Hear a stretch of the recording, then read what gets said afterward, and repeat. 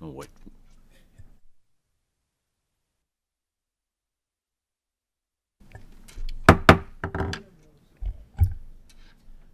First committee meeting of the Standing Senate Committee on Education will come to order. Welcome everyone to the meeting. Ask members and guests to silence your cell phones. As a matter of privilege of the chair, I'm going to make some announcements on rules of the committee. Right now, only one rule, no change from last year and previous years. If anyone wants to speak in front of the committee, they need to sign up on the sign-up sheet at the back of the committee room in order to be heard. Once the committee meeting starts, that sheet will be taken up and reviewed, and those are the people that will be allowed to speak in the committee. As our first matter of business, we have Education Committee staff has a new intern this session. We have Ashton Montgomery. If you would raise your hand, and I would ask that the committee recognize her at this time and welcome her to the committee.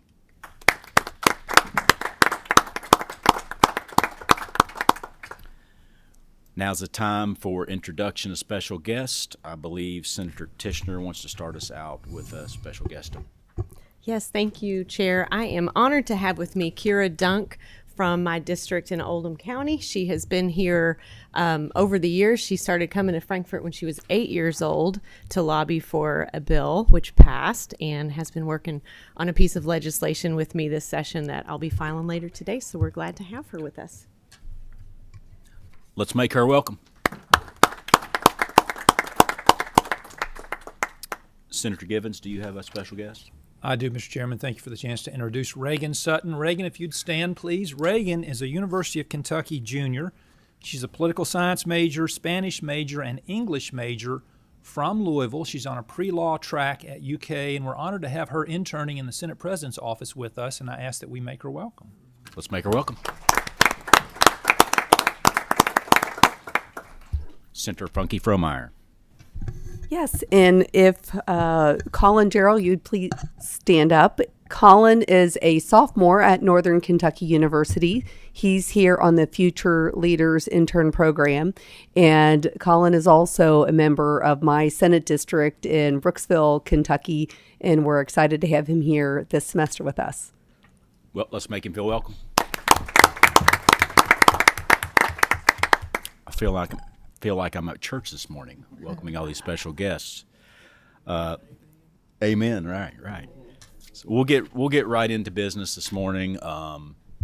As everyone can tell, our committee process has started a little slow this year. We haven't considered a lot of bills, so this is our first official meeting, and we are going to do information only meeting. There will be no.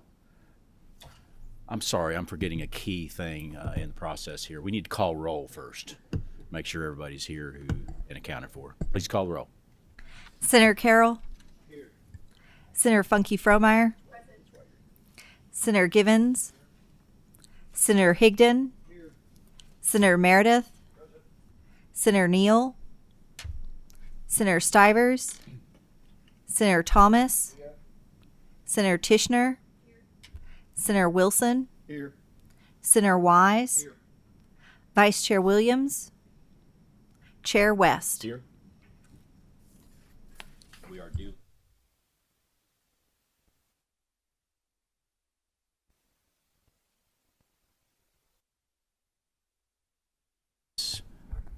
Got it. Thank you. Is Kentucky school improvement efforts. If the speakers would come forward at this time. We are attempting to spend about 30 minutes on this subject.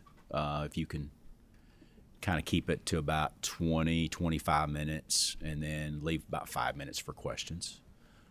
You all have already given this speech once in House Education, I hear, so hopefully we didn't work you too hard to bring you over into the Senate, but we thought this was very important and timely presentation, and once you state your name for the record, proceed. Good morning. My name is Kelly Foster, and I am the Associate Commissioner of the Office of Continuous Improvement and Support at KDE. My name is Matthew Courtney. I'm the Policy Advisor to the Office of Continuous Improvement and Support at KDE. Thank you. Please proceed. And good morning, Chair West and Vice Chair Williams. We appreciate the opportunity this morning to come over and talk to you a little bit about Kentucky's supports for low-performing schools across the state. I have some slides I'm going to share with you today, and we'll be glad to take questions at the end of the presentation. There are three different categories that you have probably heard over time in regards to low-performing schools, and these are three federally required statuses.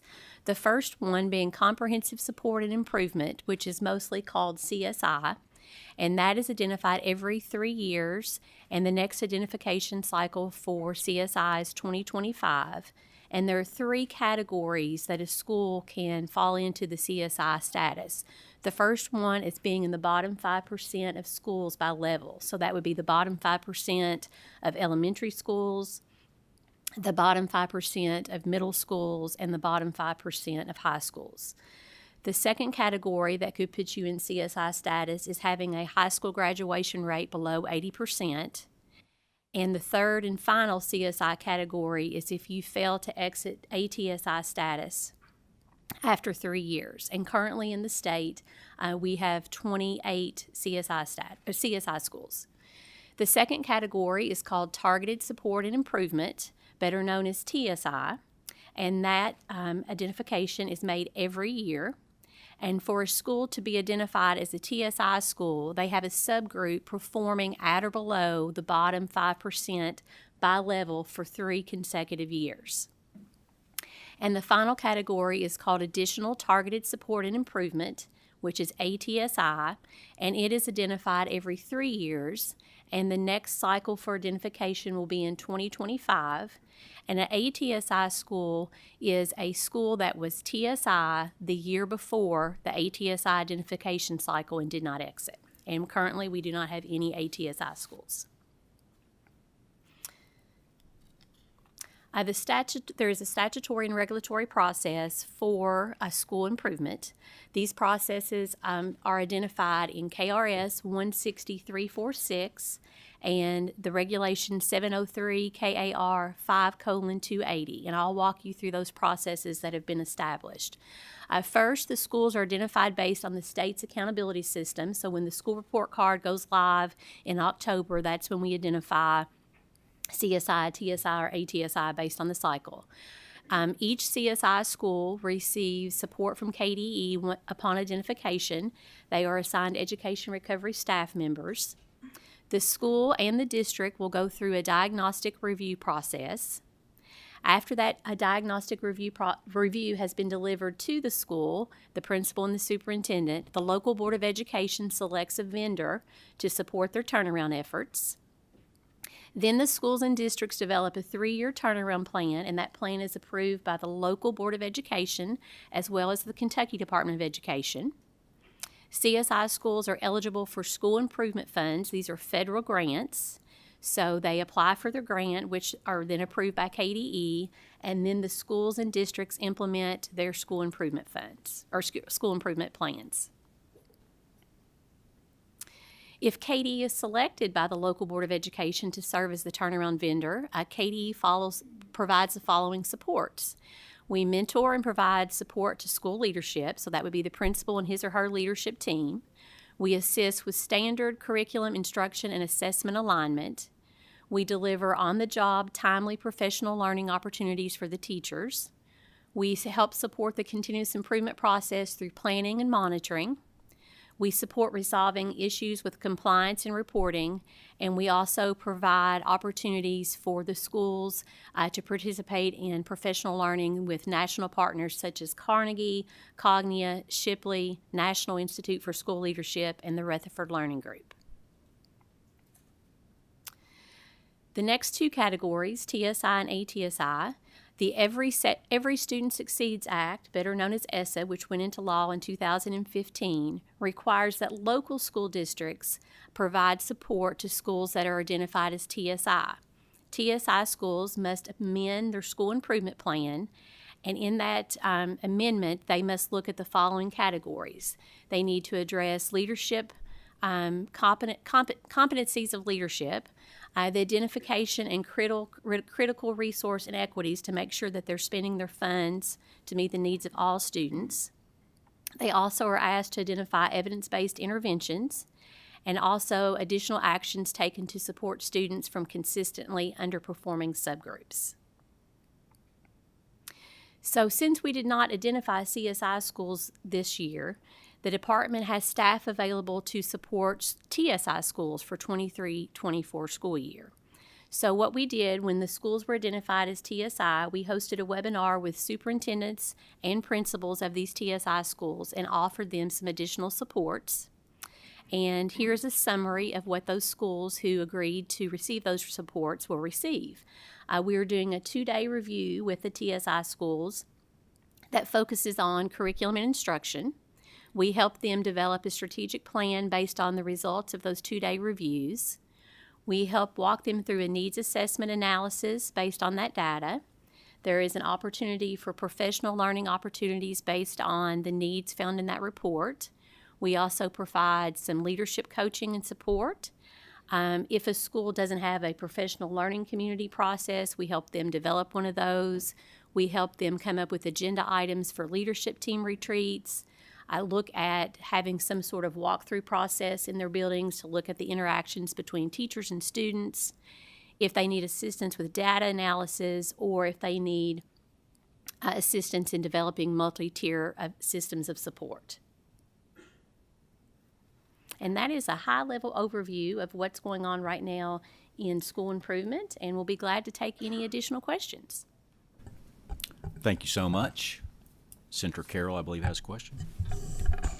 Thank you, Mr. Chairman, and thank you for the presentation. Talk a little bit about how broad is the net when you all go in these schools and you look at the reasons why the school is not succeeding to the level that it should. How far do you all look? Do you focus mainly on the teaching component? Do you get down into with the student level and the factors on their end that are relevant to them not succeeding? And what options do you have to address with other resources, DCBS, whatever the case might be, to address both sides of the issue, the instruction, the leadership, and the students themselves? So when a school is identified as CSI school, they go through that diagnostic review process. So we're doing a diagnostic review in the school, and then we also do one at the district level. And so the district level review is looking at what is the district doing to help support that low performing school, and then the review of the school is looking at everything from their finances, curriculum instruction, support programs, so kind of a holistic view of what's going on in that school. And then based on the data that we receive in that report, that helps them develop their turnaround plan. So at the department, we're very much focusing on improving instruction with them. So we're working with teachers on a daily basis, as well as coaching and mentoring the principal and his or her leadership team. So we're looking at day-to-day instruction, building systems, if that's an intervention system or if that's a system to help support the teachers. So anything from looking at really classroom instruction as well as leadership development. And then, of course, if we see other areas, you mentioned DCBS, so if we see other big issues in the school that needs another partner, we're definitely bringing that to the conversation as well. But the department's resources are pretty much focused on instruction and leadership development.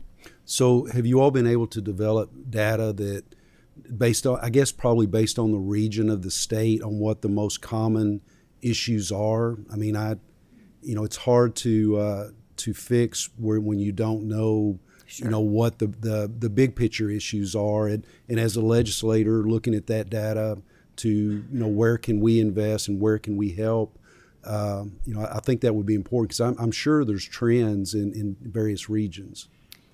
So there's trends all across the state and really all across the nation too, because these identifications are federally required, so all states are going through those. So one of the things that we see as a big issue when a school is identified as CSI is we say, they just don't know what they just don't know. So they don't have a lot of solid systems built in their school. So, you need a system for reviewing student data. and making sure that you're providing the appropriate interventions based on that student data. You need a system in place to support your teachers. You know, do your teachers have access to the necessary resources to have quality instruction? Have they had the necessary professional learning? Do your principals have a leadership development program that they're exposed to help them become better principals? So a lot of times when these schools are identified, they have the lack of systems, and they're broken in several categories. And that could be between leadership, direct instruction, addressing the needs of subpopulations. So those are some of the trends that we see. So that's one of the things that we really try to work with them.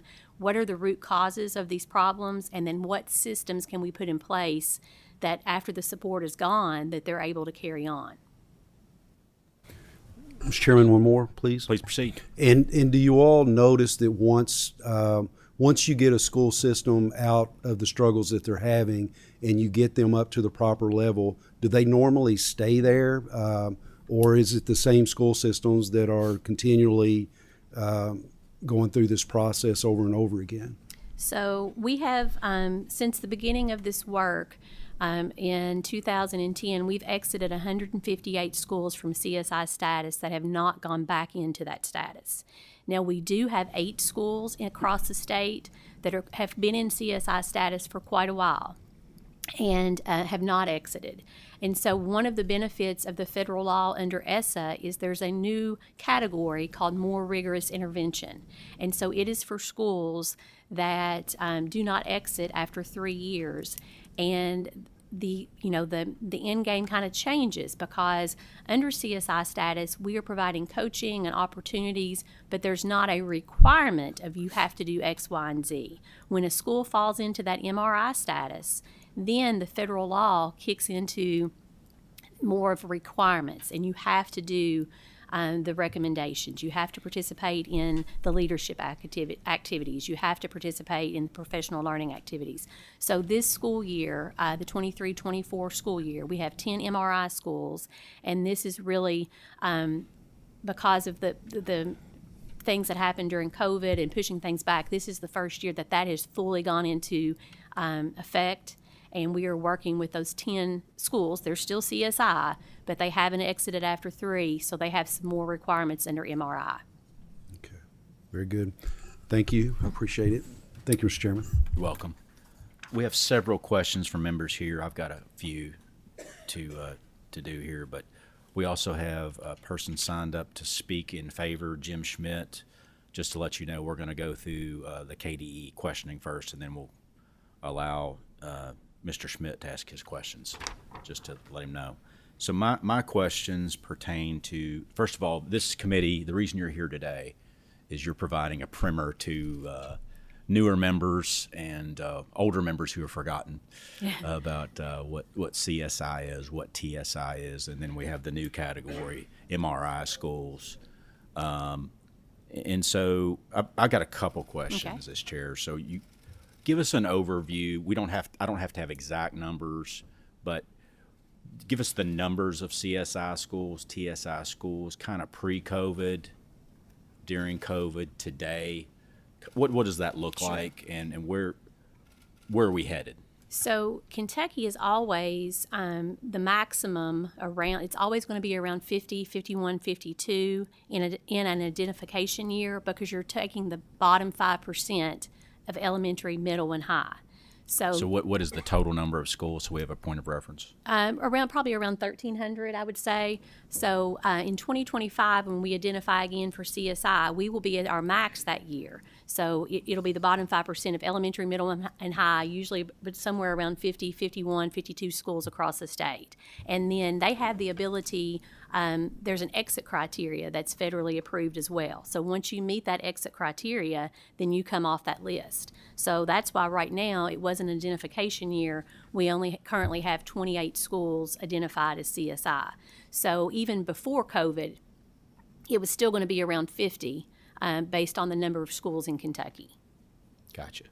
And this is going to get into the weeds a little bit. Is it my understanding that the CSI schools are only identified every 3 years? Yes. So in that interim 2-year period, are they still receiving services, and how does that, Sure. is that a problem? I I guess my question is part 1A, is what's happening there, and then isn't that a problem with that 2-year gap? So I think it's a concern for sure.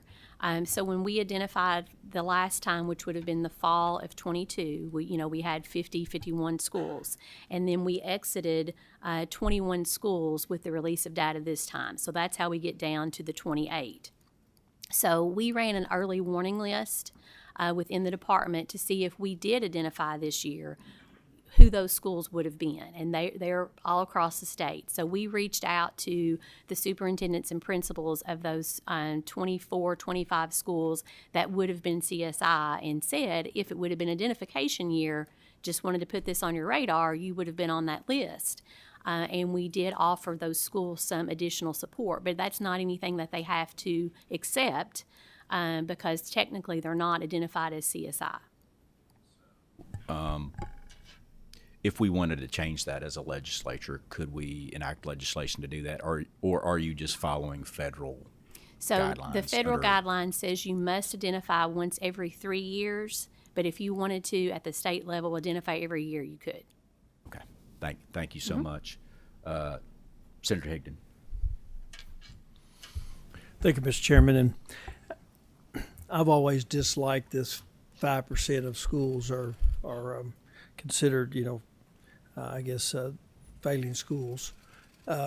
It would look to me, and of course I know this is federal law, that you'd have a standard either shoot for proficient to try to get every school there. And this has to be a revolving door where these same schools, they come out and they come out, and then some of the schools below them move up, and even though they're still improving, they move back in because they're the bottom 5%. So I just it's something I've never fully understood. But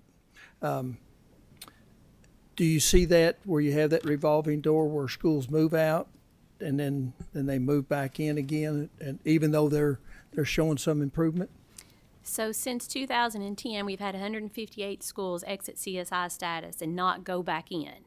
And then we have had 2 schools that have come back in since 2010. Once they exited, they did go back into status. Well, if 5% always have to be targeted, how do we come up with the 5% if we only have that few schools that are in that category? Okay, I'm not sure. You said you only had 2 schools that. We had 2 schools that were CSI, and then it exited the status at one point in time, and then were identified again another year. Okay. Thank you, Mr. Chairman. Senator Wilson. Thank you, Mr. Chairman, and thank you for being here today. This takes me back to 2017 when we passed the ESSA legislation here in Kentucky.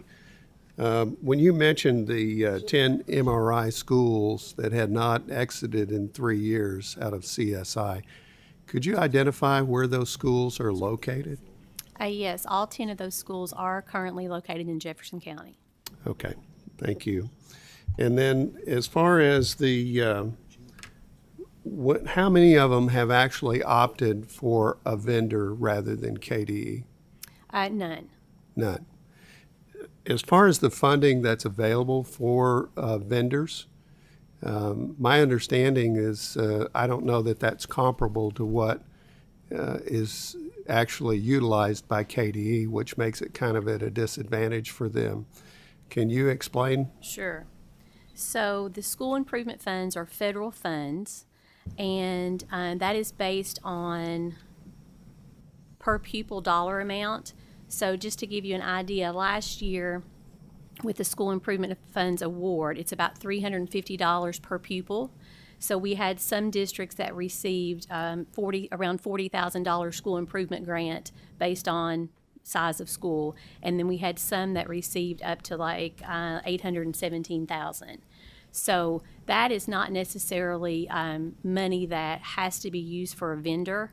They write a school improvement plan, and they have to have evidence-based practices, federally required evidence-based practices in that school improvement plan. After they have an approved plan, then they apply for their grant. So there's definitely a connection between what's in their plan and what's written in their grant. And so they can use that grant funding for however they want to. If they choose to use to go with KDE as a vendor, they can they have to identify a turnaround vendor, but they could also write in their grant to work with any other organization that they wanted to with those funds. Okay, thank you. Mm-hmm. Senator Funky Fromeyer. Thank you, Dr. Foster. When I look at page 1, perhaps it's slide 2, it indicated the targeted support and improvement has a count of 224 schools out of the 1,300, I think you indicated. And then of the 224, KDE support for TSI schools is optional. Of those 224, how many are working with KDE? Around 40. Around 40. So who holds their process in any sort of accountability? So that would be at the local level, so their local school board, their superintendent. The federal law puts that accountability on the local district when you have a TSI school. Okay, thank you. Senator Thomas.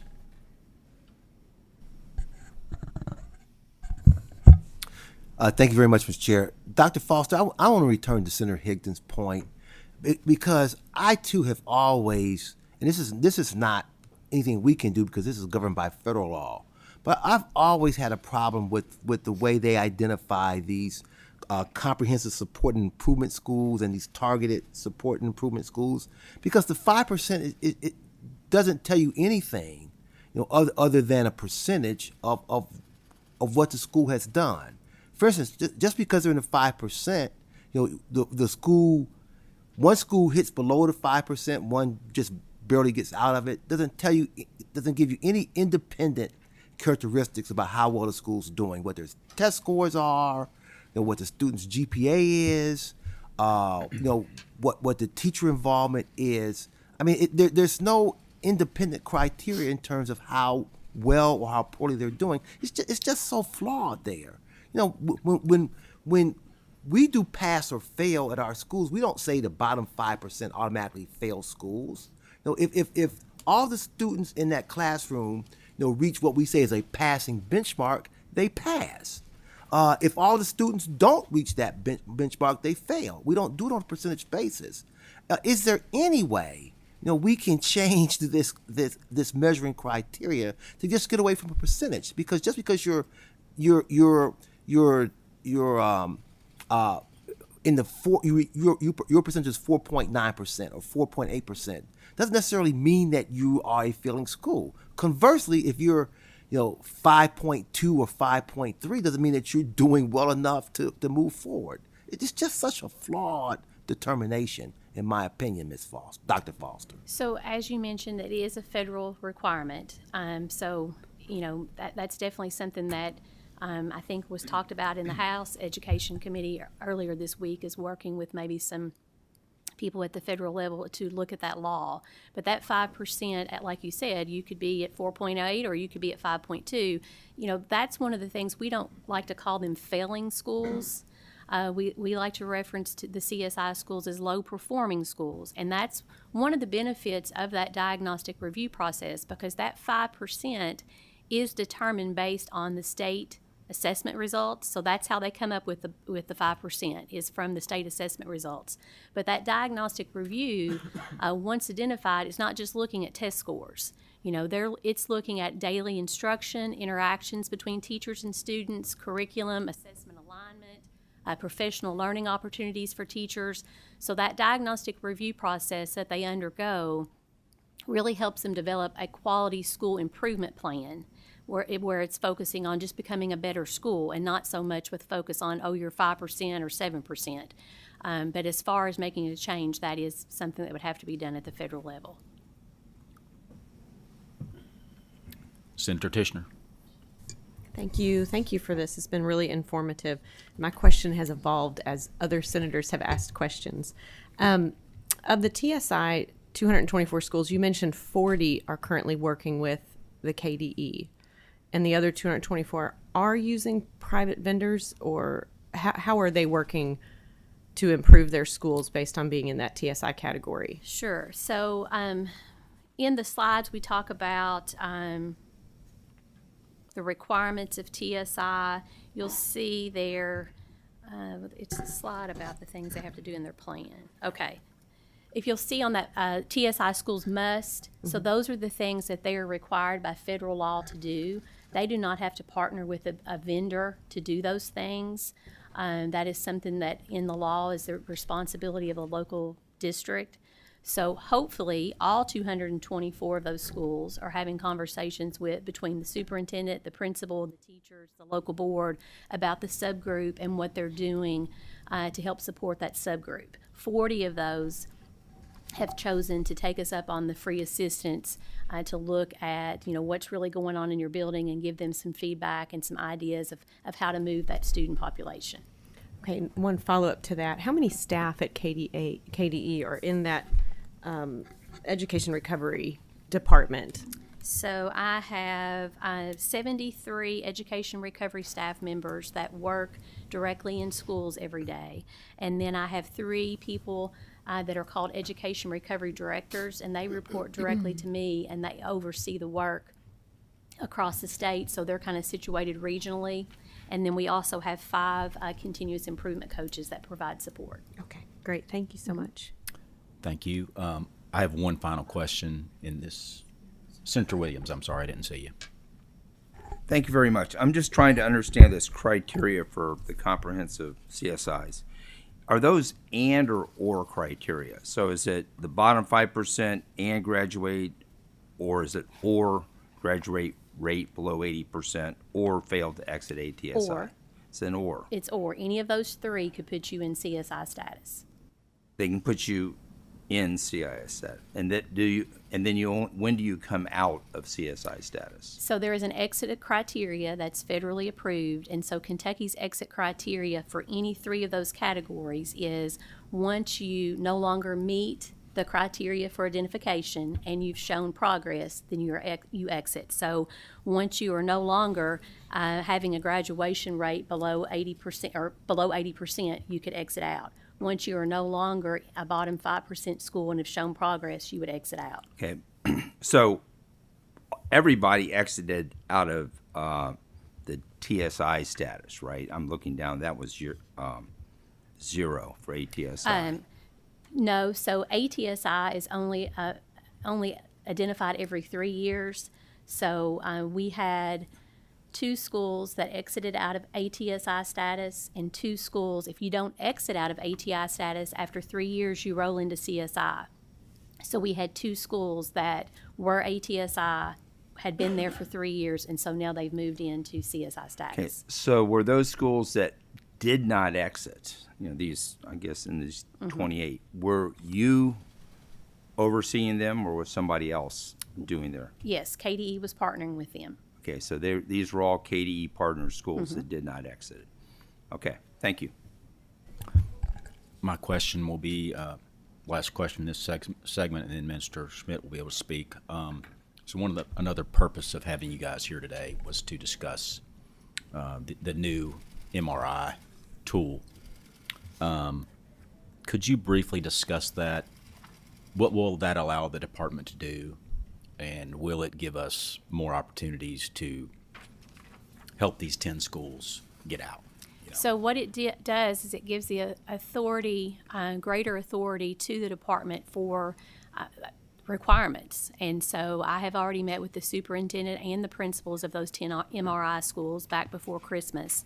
And we have some intensive leadership development requirements for them this semester, as well as additional monitoring that will be conducted by the department. That's pretty much a high-level overview, but it's really about, it doesn't become a suggestion anymore. It's a requirement that you participate in certain things. And other than leadership changes or suggestions, are there any other tools or options that now available to KDE that weren't available before? it's really the authority. So using that authority for leadership training, for instructional training, for training for different subgroups, those type of things. It's just giving us the authority to So it mandate opens up a some lot of things. additional Yes. options for the Yes. department. Gotcha. Okay. Senator Carroll, I think, has a follow-up question. Thank you, Mr. Chairman. I have a lot of conversations with SROs and a lot of concern with Senate Bill 200 and the issues that has caused with behavior within the schools and the lack of ability to control that. And you hear a lot of stories about student bodies being out of control, teachers not being able to control the classroom, fear of being injured. How often do you all see that, and how big of a problem is that in these low-performing schools? So I do think behavior is a concern, not in all the schools, but it's not uncommon. So when I mentioned earlier about building systems, if it's a system of academic support or a system of guidance counseling support or a system of behavior support. So there have been schools that we have gone into that we didn't feel like had a solid behavior program or behavior intervention program. And so that might be one of the tasks that has to happen right out of the gate. Just like changing instructional practices, it may be building a system of behavior where that is handled better at the school. Thank you. Thank you. If you don't mind remaining there at the table, Okay. I'll now call up Mr. Schmidt, Jim Schmidt, to speak. Mr. Schmidt, please proceed. You can sit right here at this table. You can pull the microphone forward and press the button until you see the green light. You got about 5 minutes in this segment. Please state your name for the record and proceed. Thank you. My name is Jim Schmidt. I'm the National Ambassador for the National School Chaplains Association. I came here in support after listening to Senator Carroll, and thank you so much, Vice Chairman Williams, for allowing me to speak today as well. Having heard the comment from Senator Thomas and hearing that the Education Department only has 40 of those schools and they're out, the rest of them are to vendors. And Mr. Carroll addressed earlier in his comments that we needed a more specific study, if you will. He didn't use the word study, but see what other parameters we're using. And as the member or executive committee of the school chaplains, we know that there's a spiritual depletion in our nation.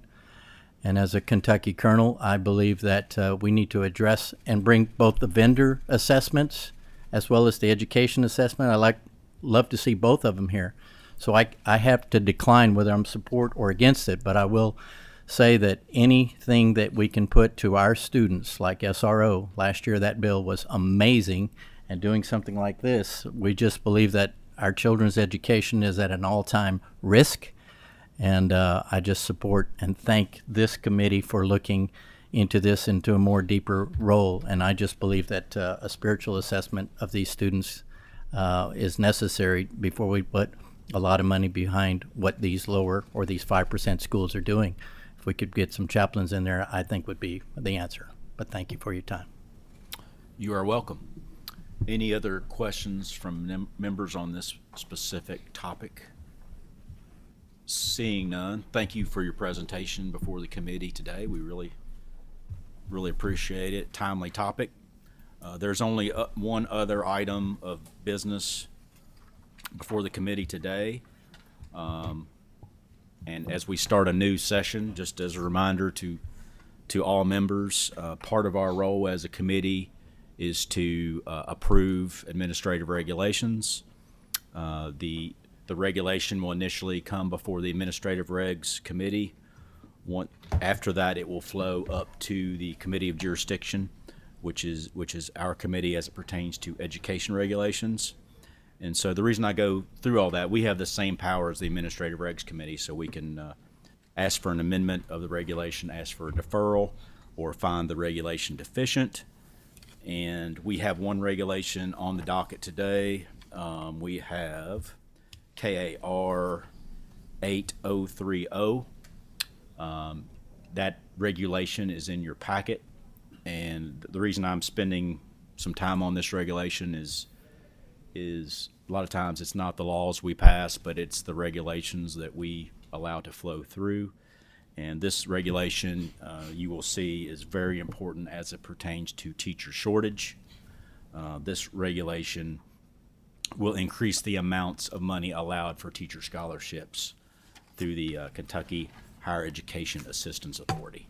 So if there are no motions on the regulation, it will automatically flow through. Do we have any more business? Senator Wise. Real quick, Mr. Chairman, I saw a number of our superintendents have walked in after we did introductions and welcomes this morning. I want to welcome all those superintendents I see from the back. Also mine from Camelsville Independent Schools, Mr. Kirby Smith. I appreciate the work that each one of you all are doing across the Commonwealth of Kentucky, and just want to make you feel welcome this morning. Thank you, Mr. Chairman.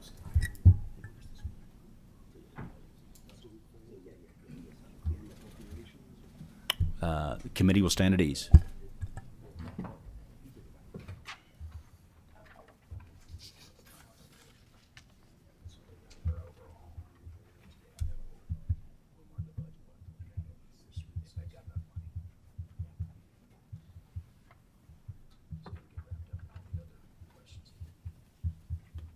Any other business to come before the committee this morning? Seeing none, this meeting is adjourned.